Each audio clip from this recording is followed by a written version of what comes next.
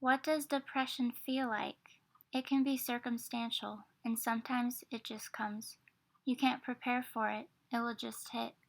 It will climb on your back, make it ache, make you quake. Then it will enter your spine, to your mind, where it will shake. You will be and feel so numb and empty in such a dark shade of midnight blue. Yet the depression will shake. It will be so loud that your mind, heart, body, and soul goes quiet. It's like my heart beats less and my mind feels more. I look in the mirror, my lips are smiling. My eyes look about to cry. But still I laugh. But still I laugh. And the depression laughs too. So that was short and sweet. I know it was short, but I don't know if sweet was the right word to describe this because this is about depression. Depression, I said that weird. And it's a serious topic and it's depressing. Depression is depressing. And I came up with this little blurb, this blob right here, in like 2 days' time. And I finished it like just now. And so here we are. It's just some random thoughts, and I spent like no time at all on this. I wanted it just real and raw, and I wanted it to be quick where I don't overanalyze or overthink. I just think and feel and write and then talk about it. So let's just talk about it real fast. So I have major depression and I'm also bipolar and I also have SAD. So you combine all of those things, being diagnosed as a junior in high school, and then you fast forward a few years and I'm like college aged, and I think it was, yeah, like 2017 where I found out that I was bipolar. And then the SAD came about that time, like it had been there, but came as in I was finally diagnosed with traits and characteristics. And that's the thing about my doctor slash counselor. They prefer, or like past tense, like the people who used to help me, who I don't really see anymore because I moved and I also moved on from them. Long story short, anyway, what I'm trying to say is they like to refer to these things as traits, not so much a stereotype or a stigma or a name attached to them like schizophrenia. Instead of that, it's schizoaffective disorder, if that. And then instead of that, it could be like, for example, schizophrenic tendencies or in a state of psychosis on and off. So, mental illness, I'm an advocate of talking about it, sharing stories, relating to each other, being open about our struggles. That's me, that's just how I am and how I work and how I prefer to be and think. And I just think it's really important to talk about and to be open about. You don't want to shout from the rooftops, tell every single person on the street your story. You don't owe anybody or everybody your story. That's your choice and obviously your story to tell. You have that choice, that option, and that's a very beautiful, important thing to know.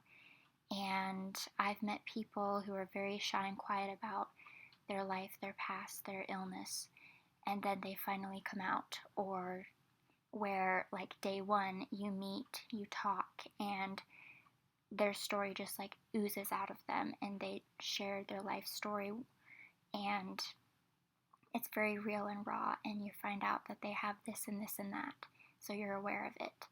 Sometimes you're never going to know what the person down the street has to deal with every single day.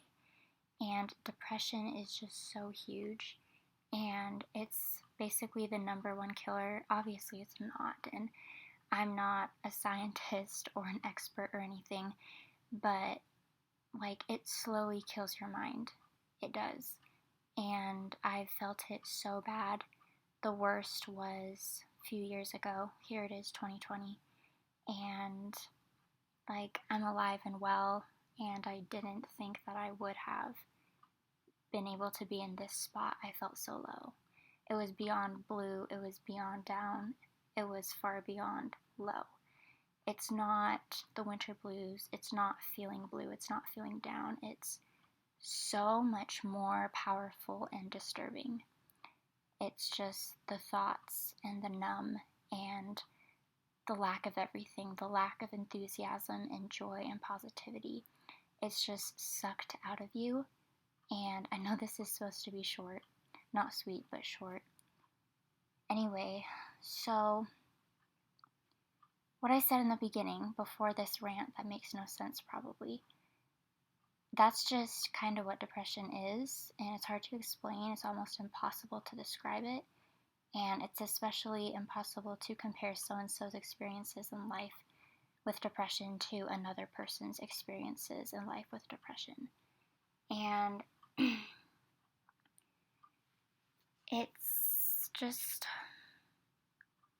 I know this is supposed to be short, but I don't know.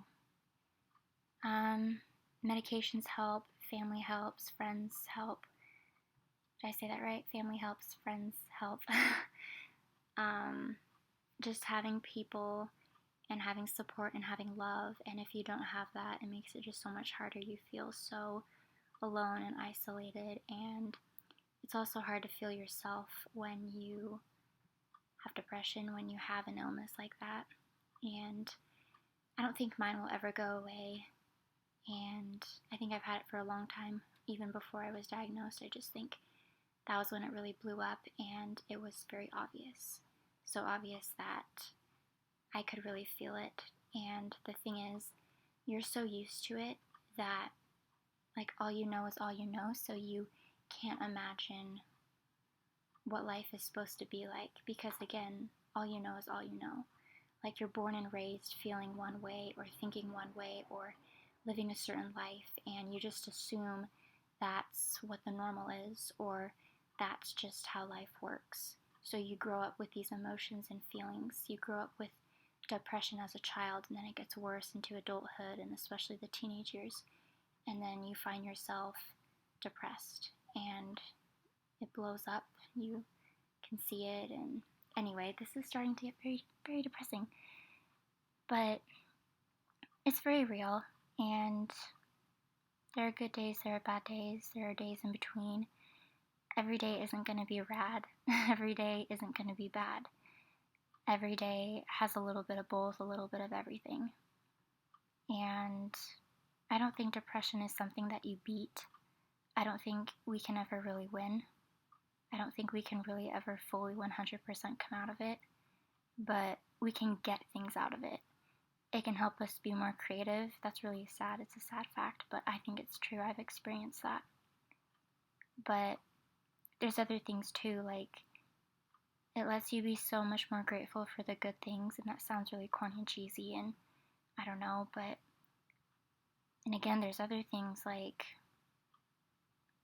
you just really learn to be happy to like force yourself, which can be sad, but you can just learn a lot through an illness, which is, again, sad, but it's kind of beautiful in a really sad way.